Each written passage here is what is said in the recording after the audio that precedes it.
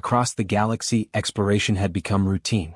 Star charts expanded every cycle, and new routes were logged with quiet excitement. Most discoveries followed the same pattern: empty systems, young worlds, or traces of short-lived settlements. But then a pattern began to appear that no one expected. Explorers kept finding ruins. Not just one or two, but many. Entire cities hollowed out. Vast stations broken and drifting, their lights long dead. Worlds that once held oceans of movement now stood silent, covered in the remains of advanced life. These were not small cultures. These were civilizations that had once shaped regions of space. At first, each discovery was studied alone. Different species, different locations, different ages. But when scholars began comparing records, something strange appeared. Every fallen civilization had left records behind. And inside those records, hidden in logs, warnings, and final messages, the same words appeared again and again. Avoid Earth. Do not approach humanity. They are guarding something. The words were not dramatic. They were not filled with fear or anger. They were calm, direct, almost careful. That made them more disturbing.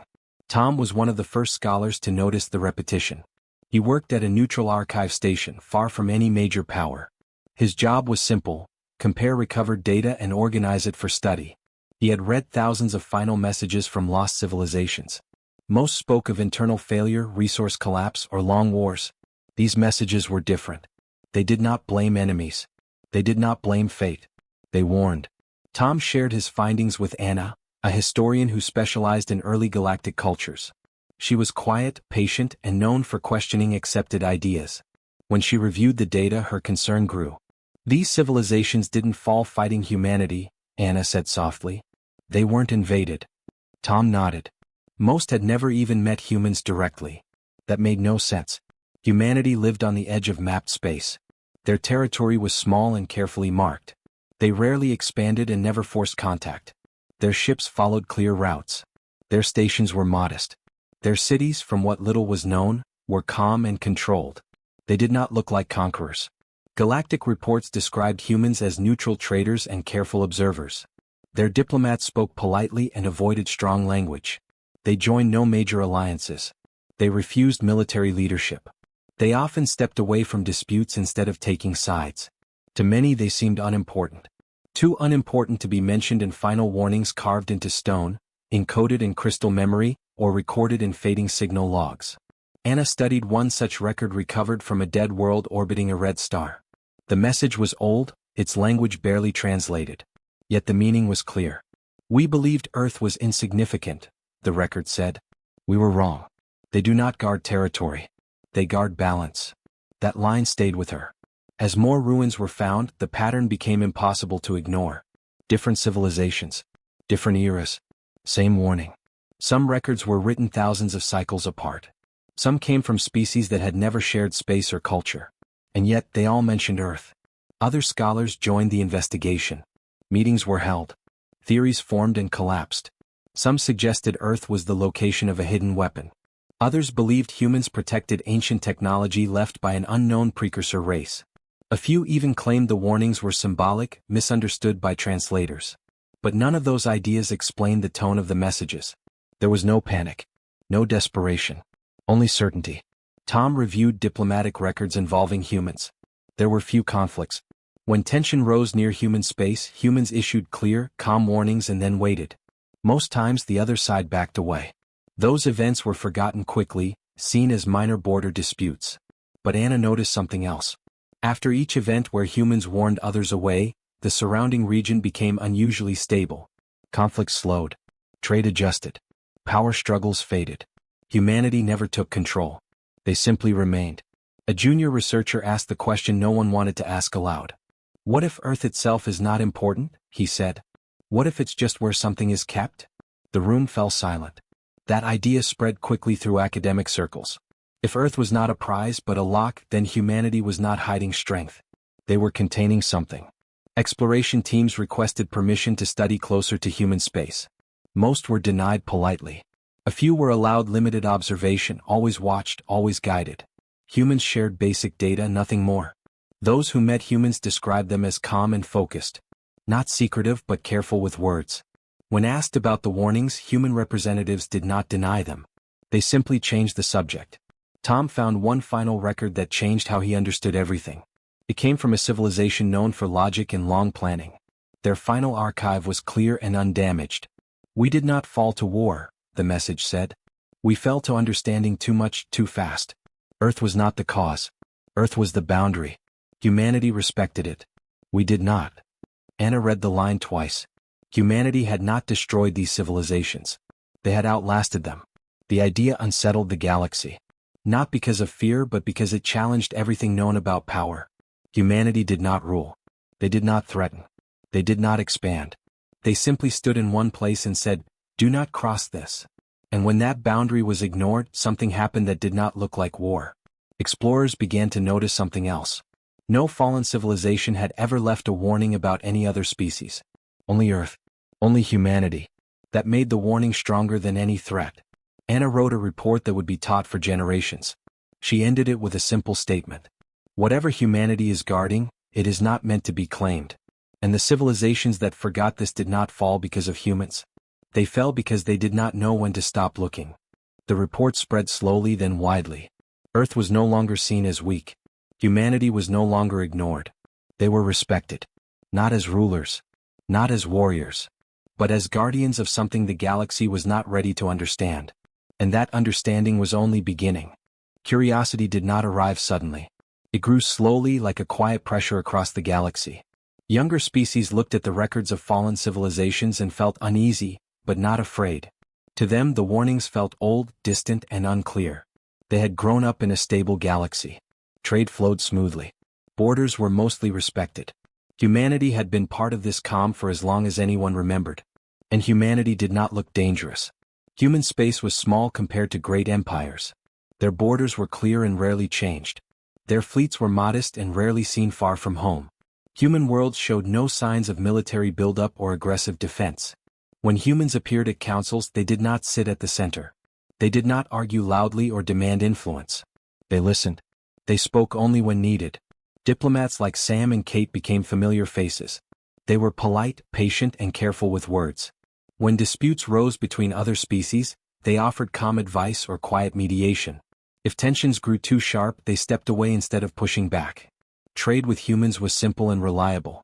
Human contracts were clear. Their prices fair. Their delivery precise. They never used trade to pressure others. They never threatened to cut supplies or control markets. Many traders preferred working with humans because there were no surprises. Human space was stable. That stability became the strongest argument against the warnings. If they were guarding something dangerous, young leaders asked, "Why live so openly?" Exploration groups studied human history. They found no records of conquest. No ancient wars that reshaped the galaxy. No hidden empire lost to time. Humanity had always been cautious, even before they reached the stars. Some scholars suggested the warnings were myths created by failed civilizations looking for meaning in their collapse. It was easier to blame an outside mystery than admit internal failure. Others claimed the messages were misunderstood. Translation errors. Cultural symbols mistaken for literal warnings. Earth might have been mentioned only as a point of reference, not a threat. The idea spread quickly. The warning is superstition, people said. A story told by those who could not adapt. Young explorers grew impatient with caution. They wanted answers, not old fears. They wanted to understand why Earth was treated differently from any other world. Requests to study closer to human space increased. Most were denied politely. Sam handled many of these requests. His replies were always calm and respectful. He thanked them for their interest, explained the limits of human space, and suggested other regions for exploration. Kate often joined him in meetings. She noticed how often humans were described as hiding something. The accusation was never direct, but it lingered in the room. "You could clear this up," one delegate said once. "Just tell us what Earth is guarding." Kate smiled gently. "There are some things that are safer not explained." That answer frustrated many. If humans had refused angrily, it might have raised alarm. But their calm made the refusal feel almost reasonable, which only increased curiosity. Small groups began pushing boundaries. Not attacks. Not invasions. Just observation. Passive scans. Long-range studies. Quiet probes that did not cross borders but looked closely enough to make humans uncomfortable. Humanity did not respond. No warnings. No threats. No reaction at all. To the younger species, this silence felt like proof.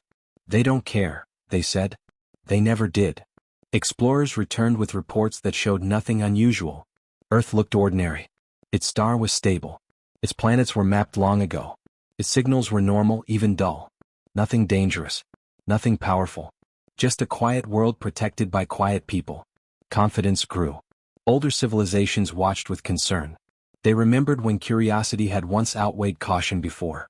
They noticed how human representatives grew fewer at public gatherings. How shared data streams slowed. How human trade adjusted routes slightly, never explained. The young did not notice. They focused on what they could see. Humanity did not conquer. Humanity did not threaten. Humanity did not expand. So the warnings must be wrong. Sam noticed the shift in tone. Meetings felt sharper. Questions more direct. Trust thinner. Still he remained calm. Humans had learned long ago that forceful answers created more problems than silence. Kate reviewed reports from border stations. Human systems were adjusting internally. Communication patterns were changing. Long-standing shared protocols were being revised quietly. It was not preparation for war. It was preparation for distance. Few outside humanity understood that difference. The galaxy had grown used to humans being present but uninvolved. Now that presence was fading slightly, like a star dimming by a fraction. Curiosity pushed harder. If the warnings are false, many reasoned, then nothing will happen. They believed that if humanity truly guarded something dangerous, they would act openly to protect it. They did not understand that humanity believed the opposite. That attention itself was the risk. As confidence replaced caution, more voices called for deeper study. Closer scans. Shared oversight. Transparency. Humanity listened. And said nothing. To the galaxy it looked like weakness. To those who remembered the old records, it looked like the beginning of silence. And silence, they knew, was never the absence of action. It was the moment before it.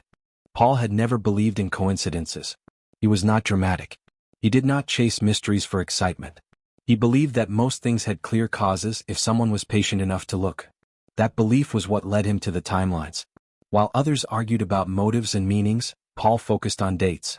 He gathered records from fallen civilizations across the galaxy. He placed them side by side. He marked when each society reached its peak, when it made major discoveries, and when it collapsed. At first, the data looked chaotic. Every civilization failed in its own way. But then Paul noticed something small. Before every collapse, there was a moment of interest in Earth. Not invasion. Not hostility. Interest. One civilization sent research ships to study Earth's magnetic field. Another focused on human biology. A third studied human social behavior and decision-making. Some focused on Earth itself. Others focused on humanity's role in galactic systems. None of them planned to attack. They wanted to understand. Paul leaned back in his chair and stared at the glowing data field. The time gap was always similar. After the moment of deep study, collapse followed within a few cycles.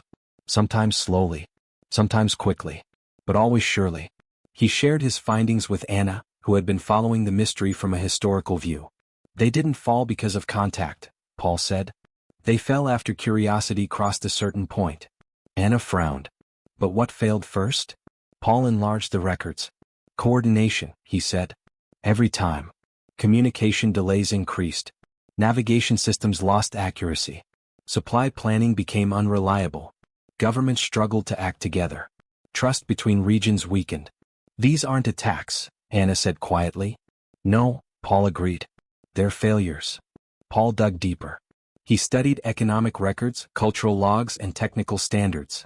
What he found was unsettling. All of these civilizations relied on shared systems. Navigation rules. Data timing standards. Signal priority models.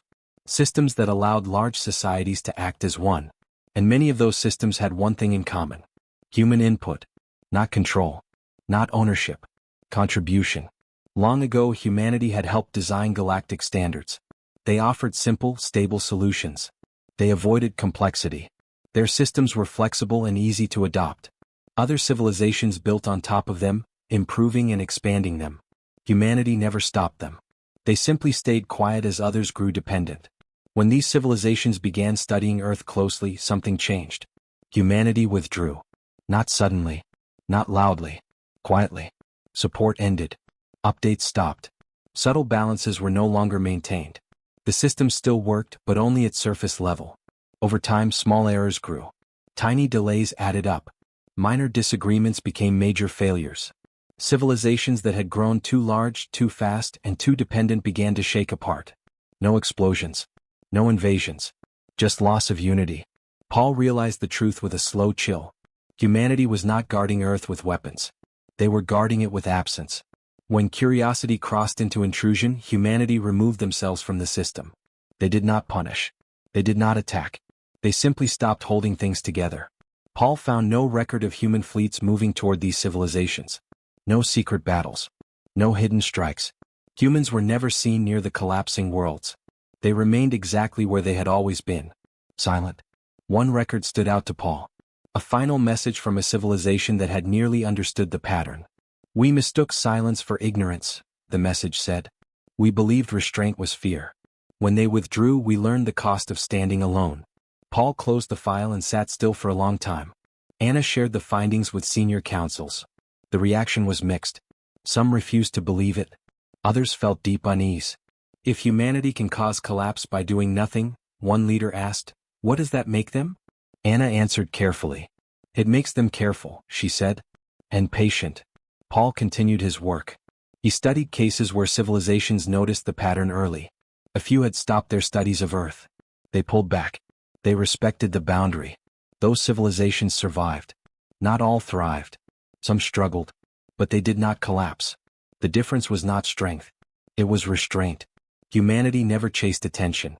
They never corrected misunderstandings publicly. They never explained their role in detail. To do so would draw focus to Earth. And focus was the danger. Paul wrote a paper that changed academic thinking across the galaxy. It was simple, written in plain language. "Humanity does not act as a shield," he wrote. "They act as a stabilizer. When civilizations lean too heavily on shared systems without understanding them, they lose balance. Humanity quietly prevents that. When boundaries are crossed, they step away." The paper spread slowly.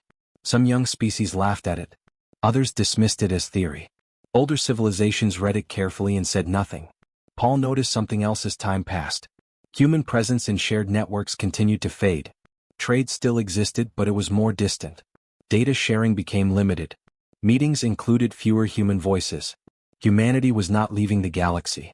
They were stepping back. Paul wondered if this had happened before. If humanity had withdrawn many times across history, letting civilizations rise and fall based on their choices. The thought unsettled him. Humanity did not judge. They did not choose winners. They allowed consequences. And Earth remained at the center of it all. Not as a throne. Not as a fortress. As a boundary. Paul ended his final report with a single line. "They are not guarding Earth from us. They are guarding us from what happens when we refuse limits."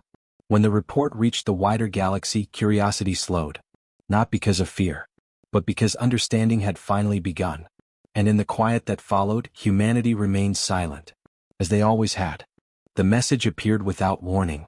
There was no announcement, no request for attention, no demand for listening. It simply arrived across known communication channels, clear and steady, marked as human origin. For many cycles, humanity had shared almost nothing. So when the signal appeared, the galaxy paused. Stations went quiet. Councils delayed debates. Ships slowed their travel to listen. The message showed a simple room. No symbols. No flags. No signs of authority. A woman sat at a plain table. She did not look powerful. She did not look afraid. Her name was Grace. She waited a moment before speaking, as if giving everyone time to settle. When she spoke, her voice was calm, slow, and clear. "We have avoided explaining this for a long time," Grace said. "Not because we wanted secrecy, but because explanation creates focus." She looked directly into the camera. And focus has always been the danger. Across the galaxy, listeners leaned closer. Grace continued. "Earth is not powerful. Humanity is not special because of strength or intelligence. We did not inherit a great weapon. We did not discover a force that makes us superior." She paused, letting the words settle. "Earth is responsible." The word felt strange in the silence that followed. Grace explained that long before humanity reached the stars, Earth had become a point of discovery. Humans had uncovered knowledge that went beyond tools and machines. It was knowledge about how thinking societies grow, connect, and collapse. Knowledge about how ideas spread faster than wisdom. How systems grow complex before they grow stable. "It is not a weapon," Grace said. "You cannot fire it. You cannot aim it. Images appeared beside her. Simple diagrams. Growing networks. Lines connecting nodes becoming dense and tangled. This knowledge can break civilizations, she said. Not through destruction but through acceleration. Grace explained that when societies learned this knowledge too early, they tried to grow faster than their understanding. They built systems they could not manage. They connected everything before learning how to control failure. Small mistakes became total collapse. Humanity had seen this danger early. We understood that this knowledge could not be shared freely, Grace said. Not until a civilization was ready to carry it. The images shifted. Earth appeared, small and quiet. So we contained it, she said. Not locked away in vaults. Not hidden behind weapons. Contained through choice. Grace explained that Earth became a boundary, not because it held the knowledge physically, but because humanity chose to be its guardians. They limited their expansion. They avoided power. They refused leadership that would draw attention. We learned that curiosity without restraint is destructive, she said. And restraint is only meaningful when it is quiet. Listeners across the galaxy began to understand. The fallen civilizations had not been destroyed by humanity. They had been broken by knowledge they reached for too soon. Grace spoke of how humanity shaped galactic systems carefully. They helped build shared standards that were simple, stable, and forgiving. They did not push complexity. They slowed growth where possible. When civilizations respected boundaries, Grace said, we stayed present. We helped quietly. The images showed stable trade, balanced networks, calm expansion. When boundaries were crossed, she continued, we withdrew. No threats. No punishment. Just absence. That absence revealed what was already fragile, Grace said. We did not cause collapse. We stopped preventing it. Grace leaned back slightly. We never wanted worship. We never wanted fear. We wanted distance. Her eyes softened. But distance invites curiosity. And curiosity leads to focus. Focus leads to pressure. She acknowledged that humanity's silence had caused misunderstanding. Many believed humans were weak, afraid, or hiding power. We accepted that misunderstanding, Grace said, because correcting it would draw attention to Earth. She explained why humanity never denied the warnings left behind. They were true, she said, but incomplete. Earth was not guarding a thing. Humanity was guarding a threshold. Grace spoke of responsibility as a burden, not a prize. Humanity had chosen to live with limits so others would not rush toward danger. They accepted being overlooked, doubted, and underestimated. We believed that was the safer path, she said. A question appeared on many minds across the galaxy. Why reveal this now? Grace answered it before it was asked. Because understanding has reached a point where silence creates more risk than clarity, she said. Curiosity is growing again. Patterns are repeating. She made it clear that humanity was not offering the knowledge they guarded. They were not opening Earth. They were not inviting study.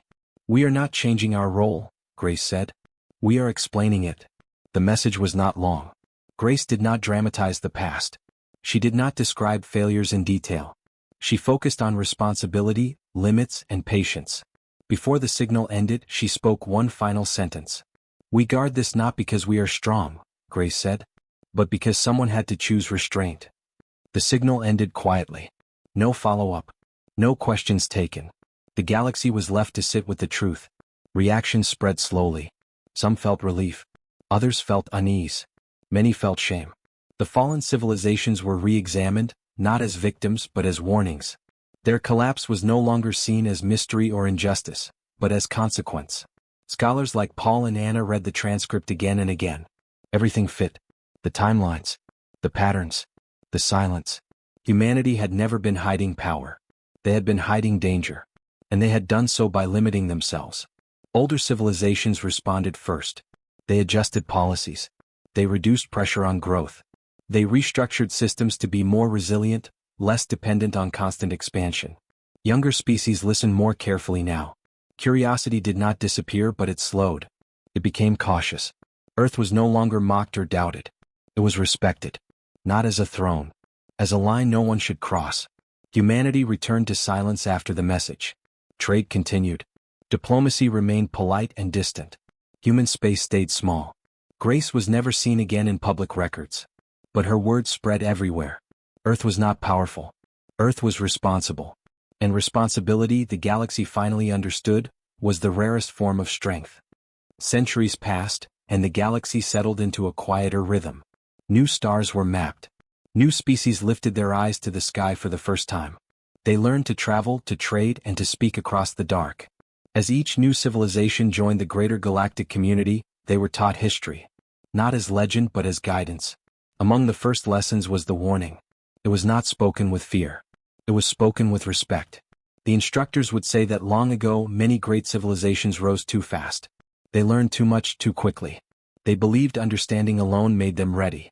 They did not listen when boundaries were placed before them. And they fell. The lesson always returned to Earth. Humanity was no longer questioned the way it once was. The stories had been studied, compared, and confirmed. Records from lost worlds, academic work from scholars like Paul and Anna, and the message from Grace were preserved in every major archive. Together they formed a clear truth. Humanity did not rule the galaxy. They never wanted to. Their space remained small. Their ships still traveled carefully. Their cities stayed quiet and balanced. Human representatives appeared rarely, spoke politely, and left without ceremony. They did not sit at the center of councils. They did not guide votes. They did not claim authority. Yet their presence shaped everything. Younger civilizations learned to grow slowly. They built systems that could fail without breaking everything. They valued patience over speed. Expansion was planned with care, not hunger. This change did not come from fear of humanity. It came from understanding. The fallen civilizations were no longer seen as victims. Their stories were taught honestly. They were brilliant, ambitious, and curious. They reached for knowledge without asking if they were ready to carry it. Their end was not caused by human action. It was caused by ignoring limits. Humanity's role was redefined in galactic history. They were not enforcers. They were not judges. They were guardians of a boundary that protected everyone. The knowledge Earth guarded was never described in detail. It did not need to be. What mattered was the choice humanity made long ago. They chose responsibility over power. They chose silence over control. They chose to carry a burden so others would not stumble into it. As time passed, Earth became a symbol. Not of dominance but of restraint. No fleets gathered near it. No probes crossed its quiet lines. Even those who doubted the old stories found no reason to test them. Because the galaxy had learned something deeper. The most dangerous forces were not weapons or armies. They were ideas given too early. Humanity continued to live with limits. They accepted being overlooked, underestimated, and misunderstood. That was the cost of their role. They paid it willingly. Grace's message remained part of every archive, played softly at the end of long lessons. Her calm voice reminded listeners that strength was not always visible. As centuries turned into ages, conflicts still happened in the galaxy. But they ended more often through balance than force. Growth was measured. Curiosity was guided. Earth remained quiet. No one ever went looking for what it guarded again. Not because of fear. But because the galaxy finally understood the truth. Humans were not hiding power. They were carrying a burden. And by carrying it in silence, they had protected far more than themselves. They had protected the future.